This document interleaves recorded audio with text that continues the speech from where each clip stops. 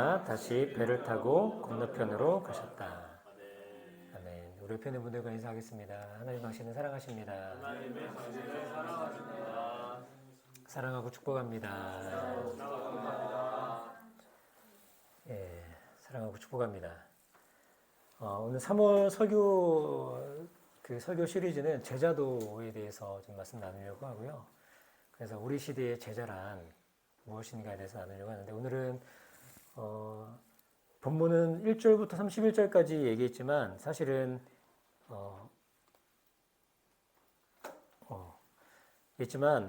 마가복음 8장 전체에 관련해서 말씀을 좀 나눌까 합니다. 그래서 욕망을 넘어서 신앙으로, 이런 제목으로 말씀을 나누겠습니다. 저는 오늘 본문이 자리한 8장이 크게 전체로 연결되어 있다고 좀 봐요. 그래서 8장을 보면 단락이 어떻게 구성되어 있냐면 총 6개의 단락. 여러분 성경 보시면 아시지만 성경이 6개의 단락을 친절하게 잘 단락을 구분 지어주고 있습니다. 그래서 6개의 단락으로 구성되어 있는데, 이 모든 구성의 마지막은 무엇으로 귀결되냐면 제자도인 거죠. 예수님이 하고 싶은 얘기들이 굉장히 많았는데, 꼭 사실은 보니까 예수님은 이 얘기를 하고 싶었던 것 같아요. 제자도에 관해서. 그래서 예수님이 마지막에 뭘 말씀하시냐면 자기가 순환당하고 그리고 죽음당하고 그 다음에 부활하실 것을 말씀하시거든요. 그러면서 너희들이 내 제자가 되기 위해서 어떻게 해야 된다. 그래서 나를 부인하고 자기 십자가를 지고 나를 따라야 된다. 자기 목숨을 유지하려고 한 사람은 죽을 것이고, 이제 그런 말씀들을 하시거든요. 목숨에 관련된, 생명과 관련된 말씀을 하신단 말이에요. 그러니까 그 말씀을 정말 하고 싶었던 것 같아요. 근데 그걸 하기 위한 빌드업 과정이 전체로, 그러니까 사실은 그 제자들의 그 고백 있잖아요. 제자 공동체의 고백.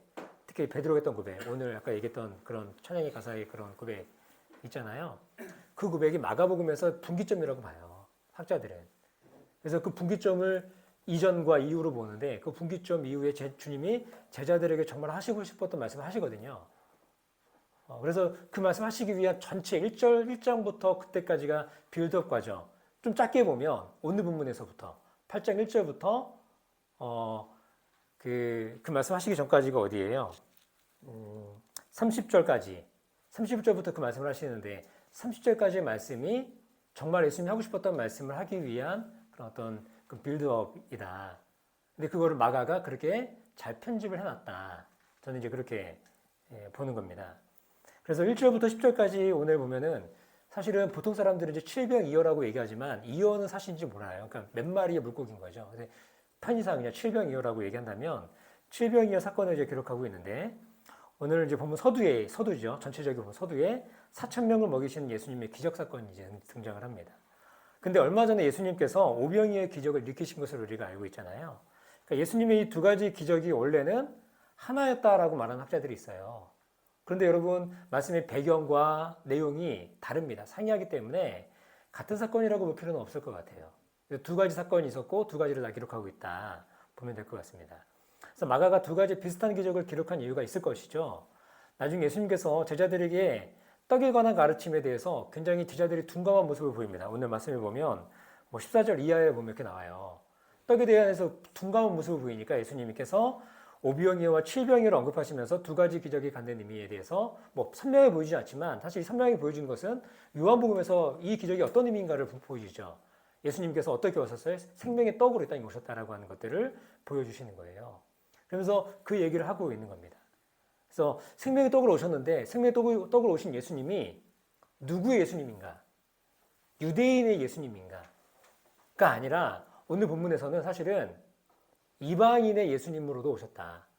그래서 세계 열방을 품고 오신 분이 바로 예수님이다 라고 하는 것을 보여준다라고 하는 거예요. 왜냐하면 오늘 예수님은 자신을 따라서 어디서 오냐면 멀리서 온 사람들이 있었다라고 얘기하잖아요.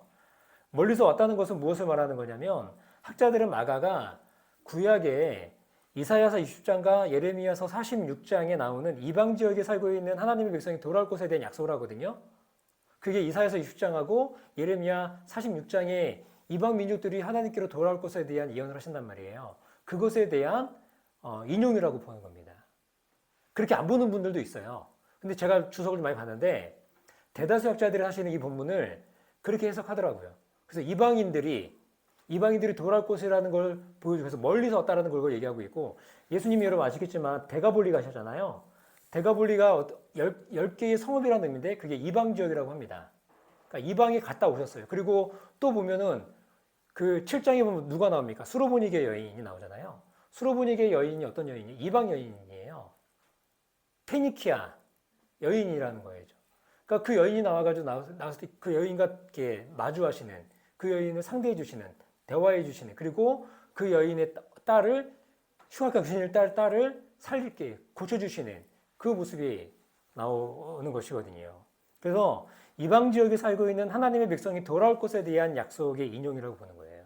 한마디로 예수님은 오늘 칠병이의 사건은 이방 백성들을 먹이심으로써 하나님의 백성의 범위가 이방인에게까지 넓어졌다라고 하는 걸 보여주는 거죠. 근데 그 단서가 있었다는 거죠. 단서가 데가볼리에 있는 군대 귀신 들린 자, 정말 말도 안 되는 귀신이죠. 그 귀신 들린 자를 고치시고, 그리고 수로보니게 여인의 딸을 고치시는 그 장면이 단서가 있었고, 그 다음에 오늘 본문에서는 멀리서 온 사람들, 여기도 보니까 데가볼리를 지나가지고 갈릴리가 있긴 한데 갈릴리가 경계인 것 같긴 해요. 그래서 이방과 이 유대의 갈릴리가 경계잖아요. 근데 그 데가볼리 가까운 쪽이었던 것 같습니다. 정확하게 모르겠지만, 그래서 주님은 지금도 이방 지역에서 이것을 설명하고 있다라고 우리가 보면 될 것 같습니다. 주님은 그렇게 자신의 멀리서부터 따라오는 자들을 향해서 유대인을 향하여 어떻게 하십니까? 향하여 유대인을 향하여 불쌍히 여기셨던 것처럼 어떻게 해요? 이 이방인들에게도 동일하게 그들을 불쌍히 여기시는 거예요. 가여워 여기시는 거죠. 불쌍히 여기시면서 뭐 하고 있냐면 마치 자신의 살과 피를 나누듯이 성찬을 대하고 있는. 그래서 요한복음에서는 그것을 성찬으로 보잖아요. 자신의 살을 띄워주는, 그리고 자신의 피를 나눠주는. 그래서 제가 요한복음을 성찬할 때 요한복음을 인용 말씀을 읽어주는 게 바로 그 말씀이거든요.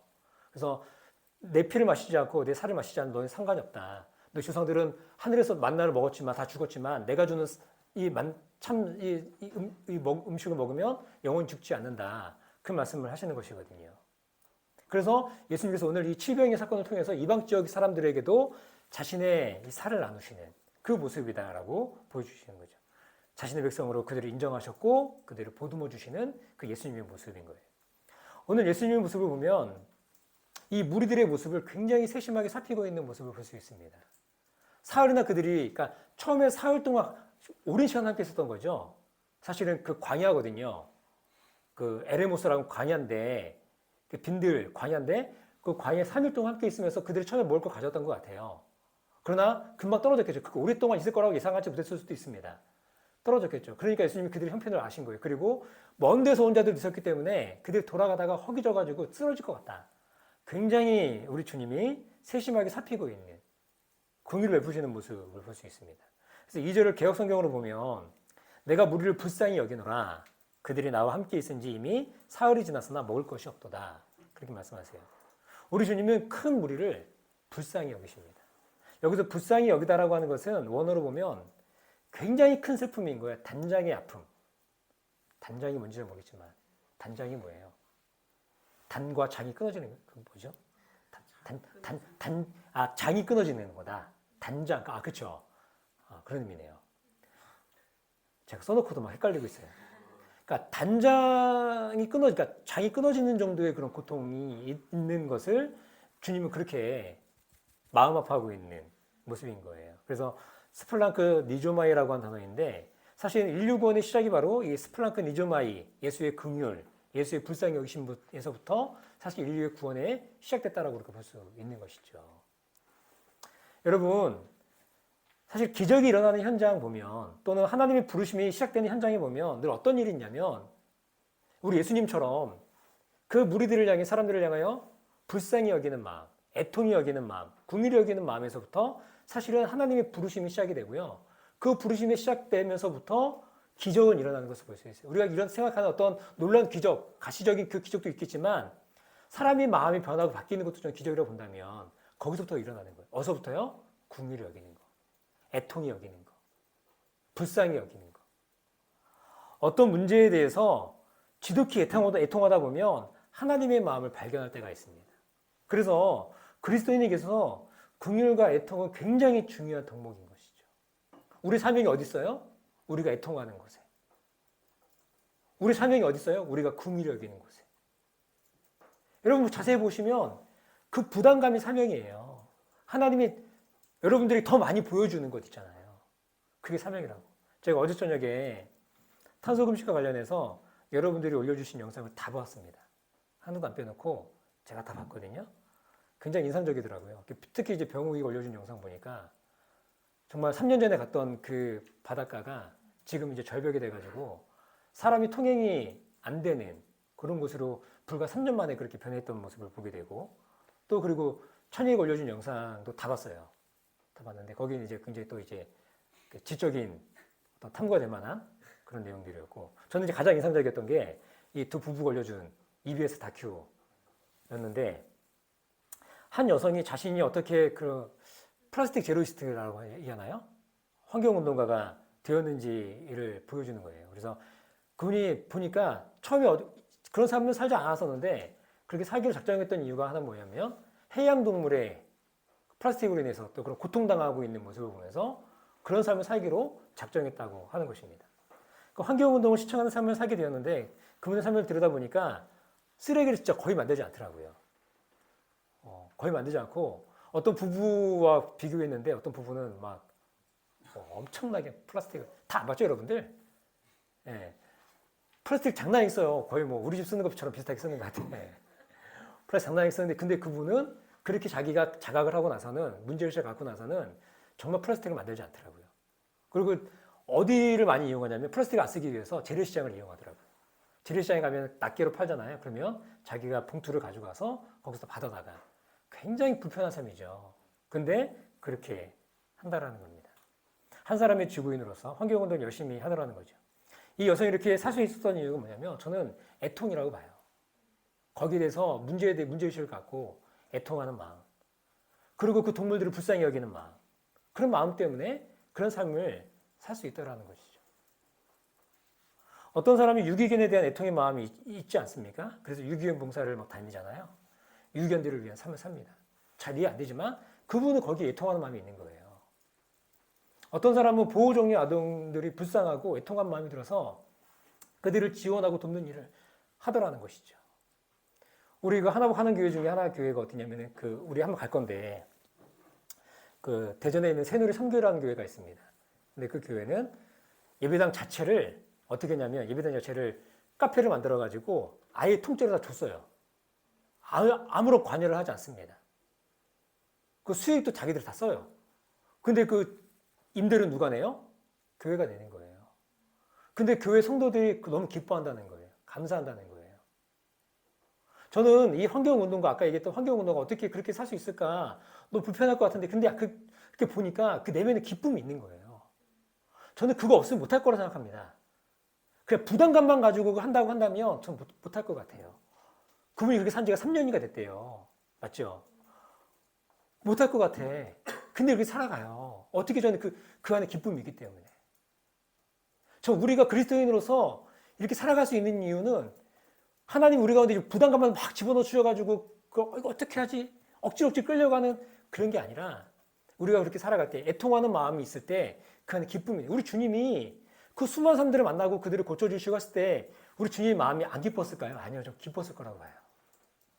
혈병 앓았던 여인 야이로의 딸 그 일으켜 세우시고 고치시면서 얼마나 기쁘셨을까요? 그가 이제는 온전한 삶이 되어서 자기의 공동체로 돌아가고 또 야이로의 딸은 사랑하는 그 아버지의 딸로 사랑받으면서 살아가는 그 모습을 보았을 때 얼마나 기쁠까라고 하는 거예요.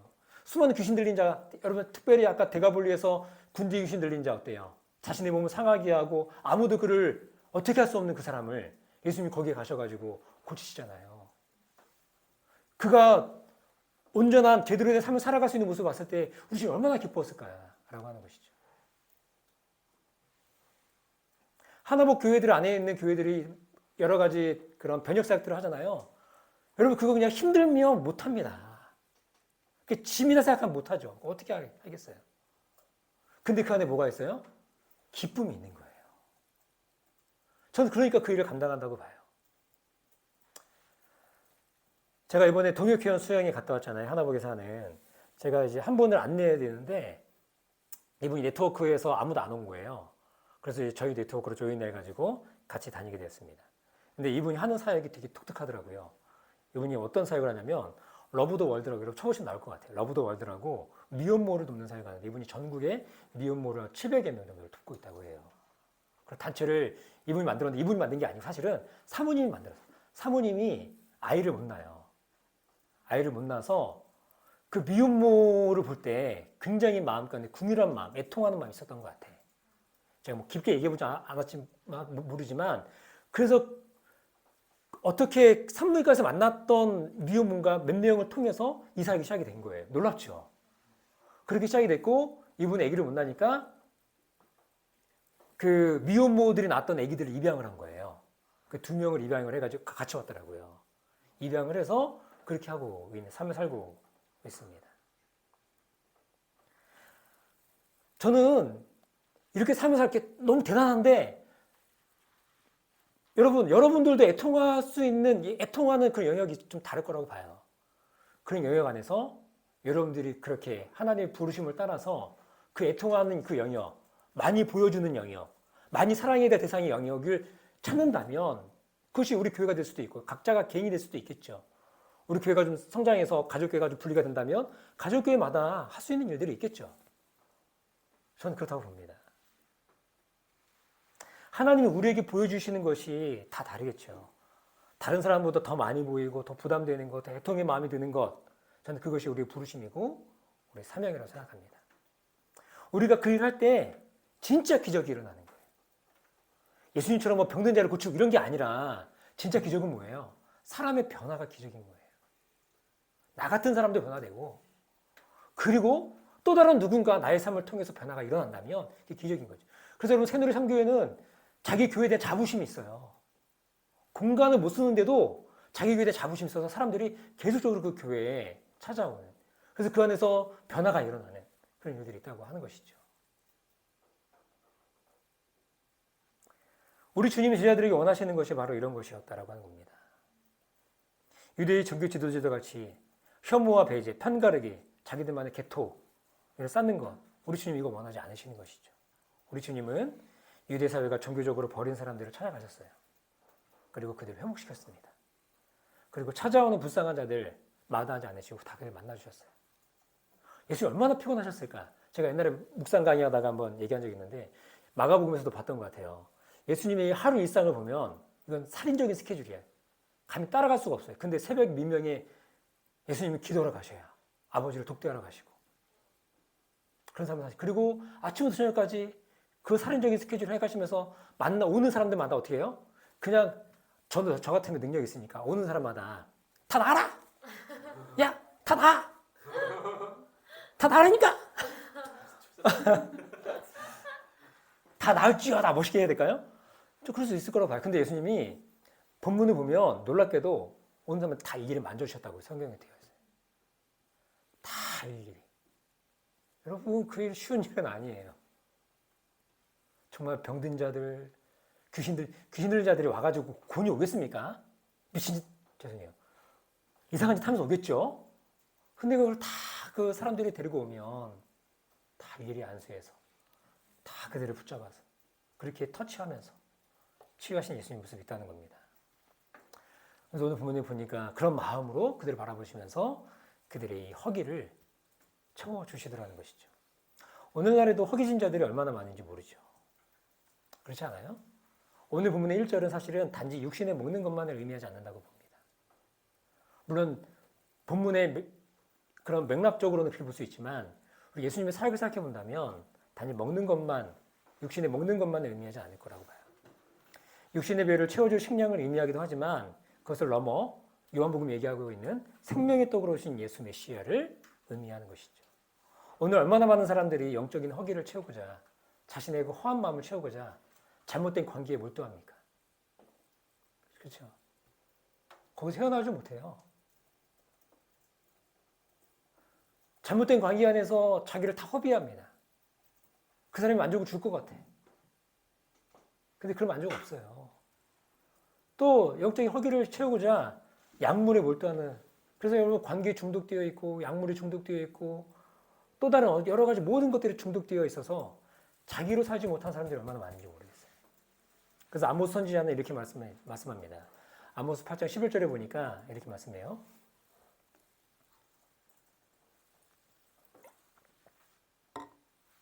주 여호와의 말씀이니라. 보라, 날이 이를지라 내가 기근을 땅에 보내리니 양식이 없어 주림이 아니며 물이 없어 가람이 아니요 여호와의 말씀을 듣지 못한 기갈이라. 여러분, 하나님이 이 땅에 기근을 보내시는데 양식이 없어 주림이 아니고 물이 없어 가람이 아니래요. 여호와의 말씀을 듣지 못한 기갈이 그 땅 가운데 있는 거. 오늘은 안 그럴까요? 여호와의 말씀을 듣지 못해서 하나님 누군지 몰라서 그렇게 오는 그 가람, 영적인 그 만족하지 못하는 삶의 모습, 그런 것들이 있다는 거죠. 아모스 선지자의 예언처럼 인간의 고통은 영적인 허기에서 비롯됩니다. 여러분, 부유하든 가난하든 인간 내면의 깊숙이를 파고 들어가면 어떻게 해요? 모두 영적인 허기를 인해서 고통당하고 있다라고 하는 사실입니다. 이러한 상태를 막아낸 먹을 것이 없다, 이렇게 표현한 것이죠. 예수님이 그들에게 먹을 것 주셨지만 먹을 것만 준 건 아니에요. 요한의 표현에 의하면 예수님이 생명의 떡으로 그들에게 진짜 참 생명과 만족을 주기 위해서 이 땅에 오셨다라고 말씀하는 것이죠. 이러한 그들에게 주님은 먹을 것도 주셨지만 동시에 뭘 주셨어요? 그분의 사랑을 주신 것이죠. 오늘의 사랑은 우리들에게도 필요한 것이 저는 이런 거라고 봅니다. 바로 이웃과 세상을 향해서, 이 깨진 세상을 향해서 눈을 돌리는 것이 그들의 필요와 고통을 마주하는 겁니다. 그리고 우리가 할 건 뭐예요? 그들의 필요와 고통을 마주했으면 우리 주님처럼 사랑을 주는 것이죠. 저는 우리 교회가, 우리 각자가 그렇게 주님 앞에서 세워져 갈 수 있으면 좋겠다 싶습니다. 두 번째 단락은 11절부터 13절까지인데 바리새인의 모습이에요. 되게 반대적인 모습이잖아요. 바리새인은 예수님의 탄식의 대상입니다. 동정의 대상이나 국률을 여김의 대상이 아니라 탄식의 대상이에요. 주님이 그들을 향해 오늘 본문에 보니까 깊이 탄식하셨대요. 한마디로 예수님의 깊은 한숨이었고 실망이었습니다. 오늘 이 단어가 쓰인 헬라어는 신약성경에서 유일하게 여기에만 쓰인 단어라고 해요. 그러니까 실망 가득한 최악의 순간을 이 마가는 기록하고 있는 것이죠. 예수를 향한 바리새인들의 태도는 어쩜 출애굽기에 등장하는 우리가 잘 알고 있는 유명한 그 바로와 비슷한 모습인 것 같기도 합니다. 자신들이 그토록 대망하던 메시아가 눈앞에 있는데 그 알아보지 못하는 것이죠. 예수가 지금까지 행했던 모든 기적과 표적들이 뭘 보여주고 있는 거예요? 메시아 사인을 보여주고 있는 거예요. 그들이 성경을 모르는 자들이 아닙니다. 그들이 예수님이 지금까지 행했던 모든 것들을 조합해 보면 아, 이분이 정말 메시아가 맞구나라는 걸 알 수 있는데 그들은 눈을 감고 있는 것이죠. 그리고 오늘 보면 어떻게 됐어요? 그들 또다시 표적을 요구하고 있어요. 또 다른 표적을 요구하고 있어요. 여러분, 이들이 새로운 메시아 표적을 본다고 예수를 하나님의 아들로 믿겠습니까?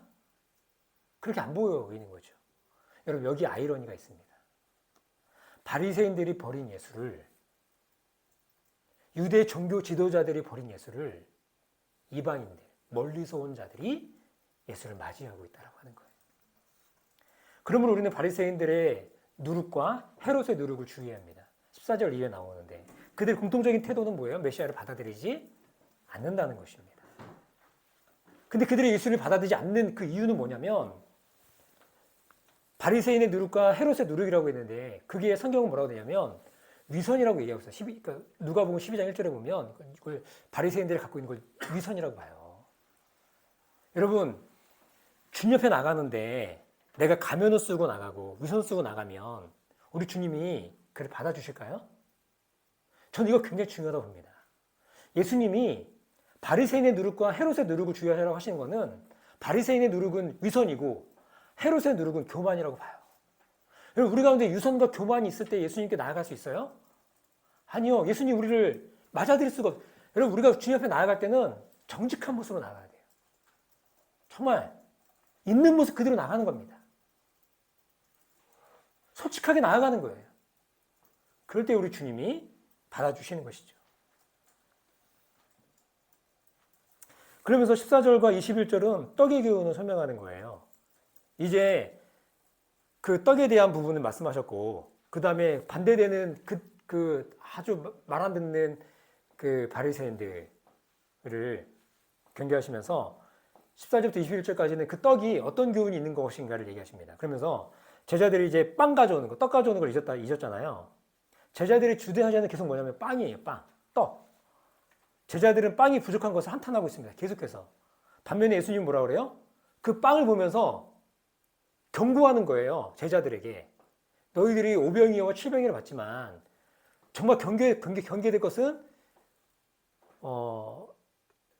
바리새인과 헤롯이 가지고 있는 그 누룩을 주어야 된다. 이것을 이야기하고 있는 것이죠. 앞서 바리새인들의 모습이 어땠습니까? 불신앙을 드러냈던 거예요. 이와 비슷하게 마가는 제자들에게 이 빵 한 개밖에 없다고 하는 부정적 뉘앙스를 기록하면서 제자들이 예수님에 대해서 이 부정적인 뉘앙스를 기록한 목적과 이유가 뭐냐면 제자들이 주님을 향해서 불신앙의 모습을 아직까지 여전히 드러내고 있다라고 하는 것을 보여준다라고 하는 것입니다.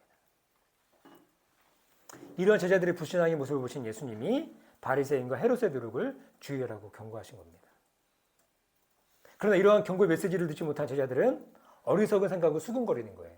오늘 다 읽지 않았지만 말씀에 보면 16절에 보면 이렇게 말씀되어 있어요. 제자들은 서로 수군거리기를 우리에게 빵이 없어서 그러시는가 보다. 되게 이상한 소리 하고 있는 거예요, 제자들이.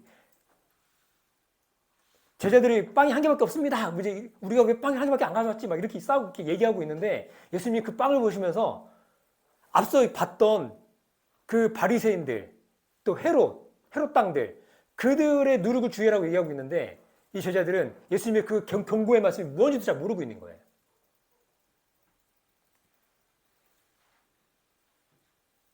제자들의 생각을 아신 주님은 오병이어와 칠병이어의 사건을 말씀하시면서 공통적인 질문을 던지세요. 그때 너희들이 몇 광주리를 거두었느냐? 제자들이 막 얘기했죠. 12광주를 거두었고 7광주를 거두었습니다. 그랬더니 예수님 뭐라 그래요? 아직도 깨닫지 못하였느냐? 나도 모를 것 같아. 제자들 사이에 있으면. 제자들은 무엇을 깨달아야 되는 것입니까? 동시에 오늘 우리는 어떤 깨달음을 가져야 되는 거예요? 이 깨달음에 대한 부분이 재밌게도 그 다음에 등장하는 벳세다의 맹인, 벳세다의 눈먼 자를 고치시는 장면을 통해서 이것을 보여준다라고 봐요. 그러니까 저는 이게 다 연결되어 있다고 봅니다. 오늘 부분이. 벳세다의 눈먼 자를 고치시는 사건을 통해서 주님은 제자들에게 무엇을 깨달아야 되는가 알려주시는데 이제 22절부터 26절까지 눈먼 자들을 고치시는 예수님의 모습이 나와요. 제자들은 아직도 여전히 예수님에 대해서 온전한 깨달음이 없죠. 그렇다고 그들을 무시하거나 어리석다고 할 수 있을까요? 아니요. 오늘날 우리 살아가는 우리들에게도 이런 어리석음들이 엮였어요. 주님 때문에 계속적으로 마음이 어렵고 오해하고 넘어지고 그런 게 있잖아요. 이렇게 예수님에 대해서 깊은 이해가 없는 제자들에게 22절부터 26절의 단락은 의미심장한 것이죠. 오늘 예수님은 벳세다에서 눈먼 자를 고치시면서 고치시는데 이 맹인을 고치시는 장면이 굉장히 특이합니다. 보세요. 예수님이 한 번에 맹인을 고치십니까? 몇 번에 걸쳐서 예수님이 맹인을 고치십니까? 네, 몇 번에 걸쳐서. 최소 2번이에요. 그래서 고치십니다. 여러분, 예수님이 능력이 없어서 부족해서 실수해가지고 처음에는 희미하게 보였다가 그래서 재미있는 게 침을 뱉어가지고 진흙에서 바르시면서 그렇게 하신단 말이에요.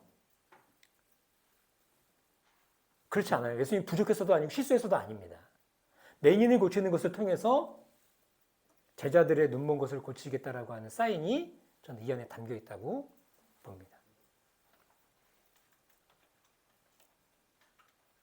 그러면서 놀라운 게 그 제자들의 비늘이 벗겨지면서 동시에 그걸 깨달은 제자들에게 어떤 고백이 일어나느냐. 27절부터 30절까지 그때 제자들 공동체에 놀라운 고백이 일어나는 거예요. 지금껏 제자들은 예수에 대해서 깊은 이해가 없었잖아요. 그러나 맹인이 점차 시력을 회복하듯이 제자들은 예수를 향한 믿음의 시력이 회복되고 있는 것을 우리 본문을 통해서 보여주게 되는 거예요. 이 단락에 나타나는 베드로의 놀라운 신앙 고백은 단번에 생겨난 것이 아니죠. 오늘과 같은 굴욕적인 순간들을 계속적으로 맞닥뜨리는 겁니다. 그걸 통과하면 생겨나는 거예요. 여러분, 그래서 신앙은 단번에 완성되던가요? 우리는 안 그랬어요? 베드로만 이렇게 할 게 아니죠. 여러분, 우리의 신앙을 자세히 생각해 보세요. 우리의 신앙의 모습을 보면 계속적으로 베드로보다 더한 모습으로 왔다 갔다 한 그런 모습들이 우리가 있는 거예요. 신앙의 비늘이 점차적으로 벗겨지는 거예요. 단번에 확 눈에 뜨는 경우도 있지만 주님께서 이 본문에서는 그렇게 이 장면을 되게 재미있게 마가가 이걸 묘사하고 있는 거예요.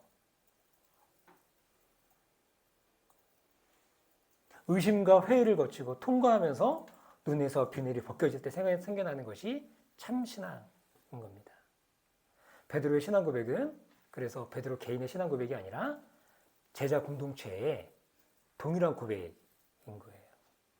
그들이 뭐라고 고백합니까? 드디어 이제 이런 일련의 과정들, 여러분 1장부터 시작한 그 과정부터 시작해서 제자들을 부르시고 또 제자들과 함께 다니시면서 수많은 이적을 행하시고 여기까지 온 거예요.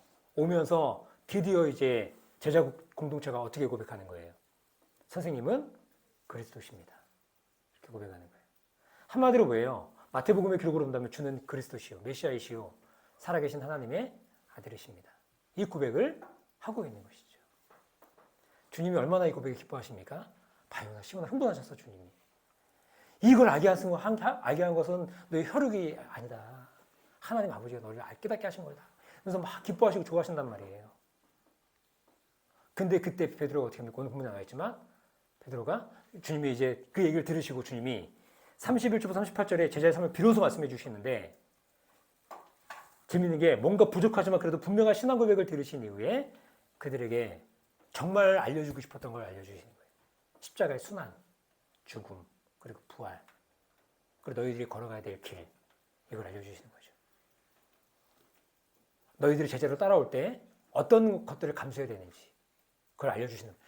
여러분 초장부터 제자를 부르신 다음에 이런 과정 없이 너희들이 이렇게 살 거야 그러면 아무도 예수님 안 따라갈 것 같아요.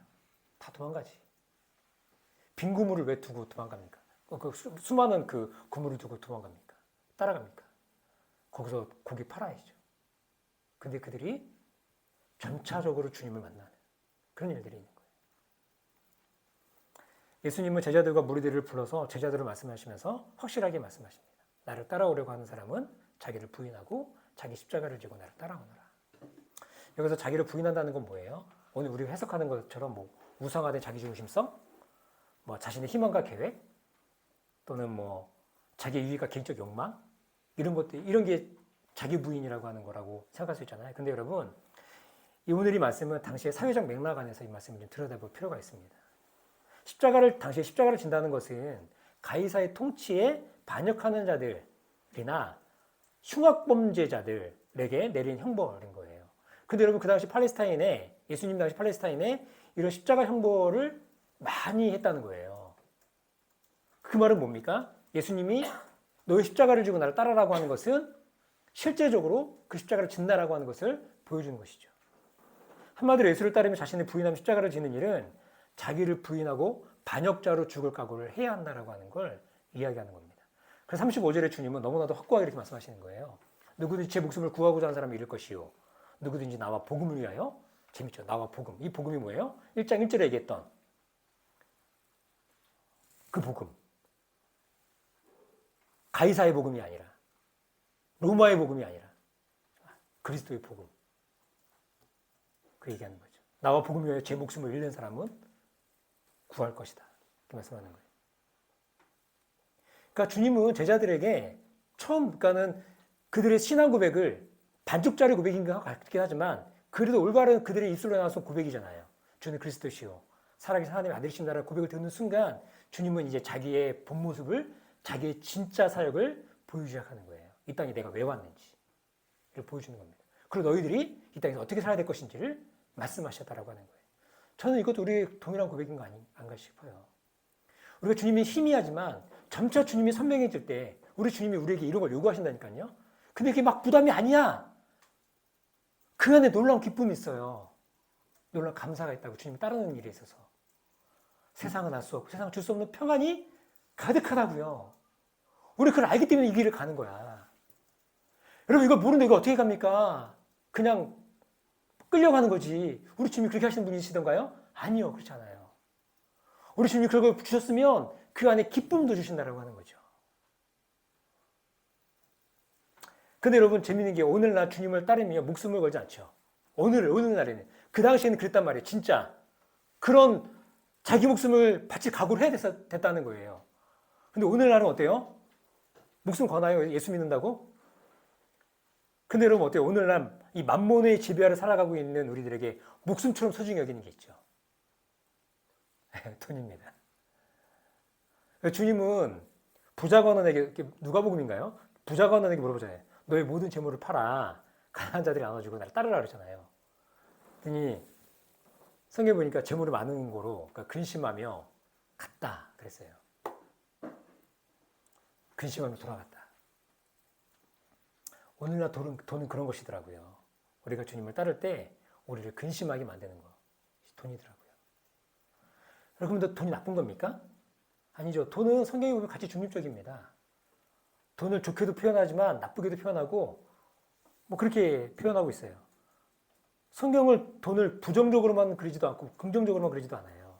둘 다 사용하는 것이죠. 그럼 오늘날 목수처럼 소중히 여기는 이 돈을 우리가 어떻게 다루어야 되느냐라고 하는 것이죠. 최근에 나온 돈이란 책이 있어가지고 그 책을 좀 읽어보고 좀 이렇게 설교를 좀 준비했으면 좀 풍성했을 텐데 제가 그냥 생각해 보면 돈을 사랑하는 넘어서 돈을 다른 이들을 사랑하는 도구로 사용하는 것. 저는 그것이 맞다고 봅니다. 돈이 욕망의 도구가 아니죠. 제가 이렇게 썼죠. 저기 마음으로 드리는 예배에 썼는데 돈이 욕망의 도구가 아니라 사랑의 도구로 바뀌는 것.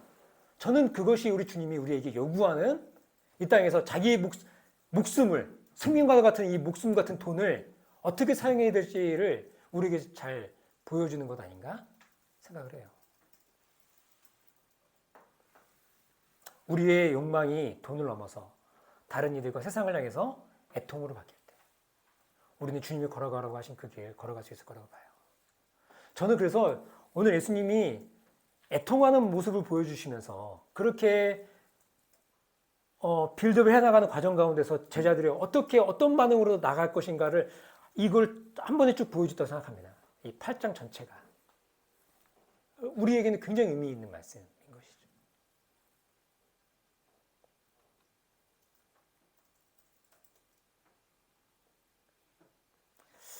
우리 모두가 함께 주님이 가라고 하신 그 길, 억지로 가는 길이 아니고 억지로 여러분 그렇게 살아야 됩니다. 그러면 제가 나쁜 사람이죠. 저도 그렇게 안 사는데 그런 게 아니죠. 주님 우리 가운데 애통하는 마음 주시는 만큼 보여주시는 것만큼 우리 순종의 결단이 되는 만큼 우리가 그만큼 해나가는 거예요. 여러분 그럴 때 하나님 부르시면 우리가 더 선명해진다고 봐요. 순종하는 것이죠. 그 보여주는 것에 순종하지 않으면 아무 일도 안 일어나지만 순종할 때 하나님의 뜻이 우리 가운데 명확해지는 거예요. 하늘에서 이루어진 뜻이 땅 가운데 이루어지는 것이 어떻게 이루어지는 걸 보는 거죠. 뭔지를 아는 거죠. 우리의 부르심이 선명해지고 그 안에 하나님의 일하심이 보여지는 거예요. 그러면서 기적이 이렇게 나는구나. 이것이 바로 기적이구나. 를 우리가 보게 되는 줄 믿습니다. 기도하겠습니다. 좋으신 아버지 감사합니다. 우리 살아가는 우리 형제자매들의 삶 가운데 우리 주님이 이방의 많은 무리들을 보시면서 애통이 하셨던 것처럼 하나님 우리들도 이 땅에 살아가면서 이웃과 세상을 바라보며 어디에 애통하는지 어디에 마음이 쓰이는지 어디에 더 부담감을 느끼는지 그런 것들을 바라볼 때 주님을 닮아가는 모습이 될 수 있기 원합니다. 그러나 우리 가운데 걸림돌이 있습니다. 바리새인의 누룩, 헤롯의 누룩이 우리 가운데 여전히 시퍼렇게 살아있는 것을 보게 됩니다. 하나님 우리가 그것을 통과하지 않는다면 우리가 경계하지 않는다면 어렵습니다. 하나님 그런 과정을 살아가는 우리들에게 우리 눈의 비늘을 주님 벗겨주십시오. 주님이 어떤 분인지 주님이 누구인지 우리에게 무엇을 요구하시는지를 우리가 선명히 바라볼 수 있는 우리 눈의 비늘을 벗겨주셔서 주님의 일하고자 하시는 것이 무엇인지를 선명하게 알아서 그 일을 우리 또한 이 땅 가운데서 해나갈 수 있는 우리 진실한 교회가 될 수 있도록 성령님 도우시고 함께하여 주옵소서. 예수님 이름으로 기도합니다.